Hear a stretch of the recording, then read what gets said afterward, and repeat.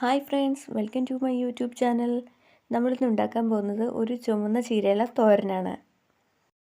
തോരന് ആവശ്യമായ തേങ്ങയിലേക്ക് മുളകുപൊടി, മഞ്ഞൾപ്പൊടി, ചതച്ച വെളുത്തുള്ളി, ആവശ്യത്തിന് ഉപ്പ് എന്നിവ നന്നായി മിക്സ് ചെയ്ത് വയ്ക്കുക. ശേഷം ചെറുതായി അരിഞ്ഞ ചുവന്ന ചീരയിലേക്ക് ഈ അരപ്പ് ചേർത്ത് കൊടുക്കുക. അത് നന്നായി മിക്സ് ചെയ്ത് വയ്ക്കുക. ശേഷം ഒരു പാത്രത്തിൽ എണ്ണയൊഴിച്ച് കടുക് പൊട്ടിക്കുക.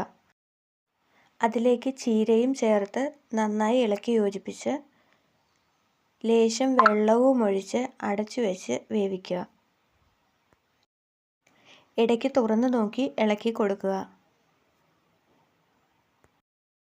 വെള്ളം മുഴുവനായി വറ്റിക്കഴിയുമ്പോൾ ഗ്യാസ് ഓഫ് ചെയ്യാവുന്നതാണ്. സ്വാദിഷ്ടമായ ചുവന്ന ചീരയില തോരൻ ഇവിടെ റെഡിയായിരിക്കുകയാണ്. എല്ലാവരും ഇതൊന്ന് ട്രൈ ചെയ്ത് നോക്കിയിട്ട് ഫീഡ്ബാക്ക് അറിയിക്കാൻ മറക്കരുത്. അടുത്തൊരു വീഡിയോയായി കാണുന്നത് വരെ ബായ്.